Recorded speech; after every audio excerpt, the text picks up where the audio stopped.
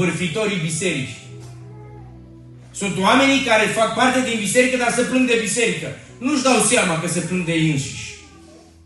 Știți de ce uneori biserica nu merge? Fiindcă tu ești în ea. Că dacă n-ai fi tu, ar merge mai bine. Știți de ce alte biserici merg? Fiindcă tu nu ești acolo. Că de-ai fi, nici aia n-ar mai merge.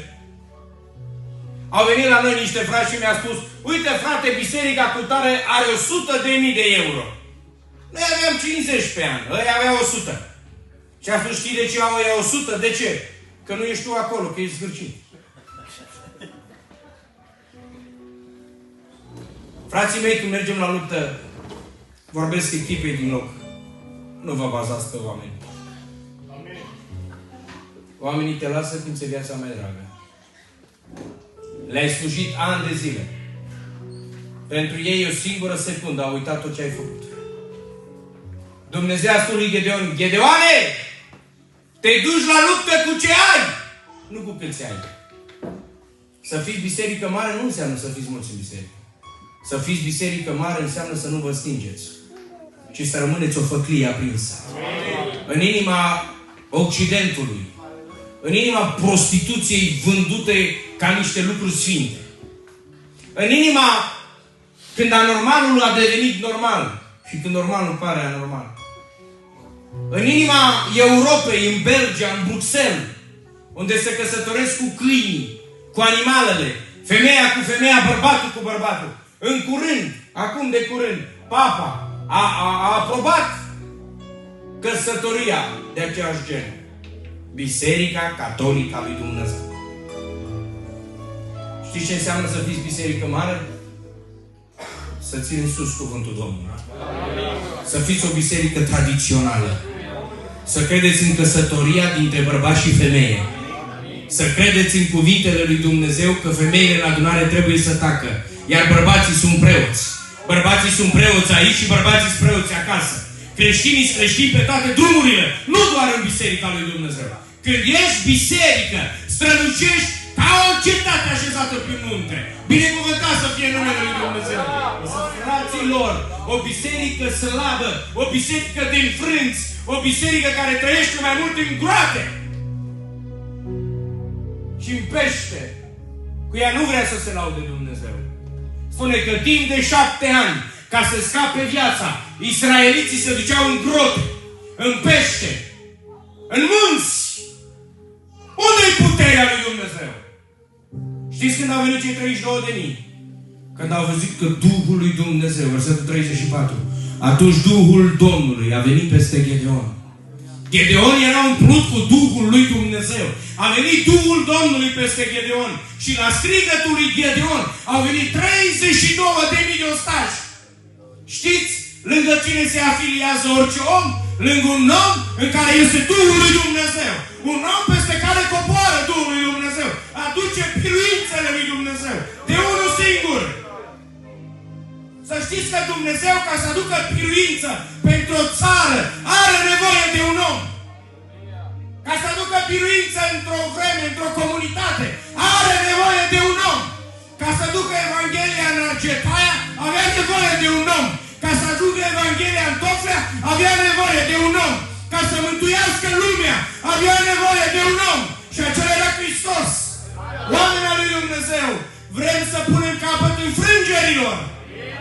Fii tu omul care aduci biruință pentru biserica asta. N-am spus să fii păstorul, n-am spus să fii conducătorul, n-am spus să fii în comitet, nu nimic. Trebuie să ai Duhul Domnului peste tine. Să fie Duhul Domnului peste voi în cântare. Bă, să nu urmăriți alt scop. Că am pierdut noi mulți cântăreți din pricina scopului. Să nu trăiți pentru asta. Voi care veniți aici nu veniți pentru faimă, bani. E un prestigiu care ne-e la final de viață, dacă ți-l dă Dumnezeu. Dacă nu, mori sărac. Ca George Miller, ca John Wesley. Când a murit George Miller, avea $170. John Wesley a lăsat o haină și $40. David Brainerd a murit la 29 de ani. John Knox a murit fără să lase nimic în urmă. Mari oameni al lui Dumnezeu n-au trăit pentru materie. N-au trăit cu cinstea care le dă Dumnezeu să facă bani și avere. N-au trăit ca să facă case și palate. Bă, faceți case, dar dacă Dumnezeu nu e cu voi, n-ați realiza nimic. Iar dacă nu faceți o casă, nu e o problemă să fie Duhul Domnului cu tine. Despre Gedeon se spune că avea casă, avea masă, avea palat. Ce avea Gedeon? Avea Duhul Domnului peste el. Când a sunat din trâmbiță și Abiezer, tatălui care era preot la Bal, și Asartel, a mers după fiul său și a spus: fiule, ești mai bun ca mine, tu ești un preot al lui Dumnezeu. Abiezer a mers după el, preotul lui Bal și Asartel. Pentru că, fraților, biruințele lui Dumnezeu nu vin din pricina numărului mare care îl avem în biserică, ci din pricina numărului de sfinți care ne înconjoară. Spune că erau 120.000, iar ei erau 32. Era 1 contra 4. Și ăștia sunt deștepți. O strategie bună, îi luăm pe flancuri, omori 4 oameni și te odihnești. Fiecare omoară 4 și am biruit pe Madiani. Și Dumnezeu spune: bă, băiatule, vină pe aici. Ca să ai victorie, n-am nevoie de strategie. Trimite acasă fricoși. Și au rămas 10.000. 10.000 contra 120.000 e 1 contra 12. Și ei trebuia să fie viteji. Au mai fost viteji. Șamgar, Samson, Eliazar, Ioșeba Șepet. Spuneți-i voi. Ăștia umurau sute, mă, mii. Ce-ți 12 la ăștia? Carne de măsea. Și îmi spune: bă, băieți, n-am nevoie nici de vitejia voastră. Și atunci când îmi spune: Doamne, dar de ce ai tu nevoie? Trimite acasă ăștia care nu știu să ascunde secretele bisericii. Fraților, aici vreau să rămân puțin. Care a fost ultima dată când ți-ai vorbit de rău părintele la amvon? Soția, că nu ți-a făcut ciorba cum ți-a plăcea ție. Care a fost ultima dată când ți-a vorbit de rău copiii, că ești cei mai proști din sat? Când ai spus ultima dată asta? De ce nu faci? Că sunt familia ta.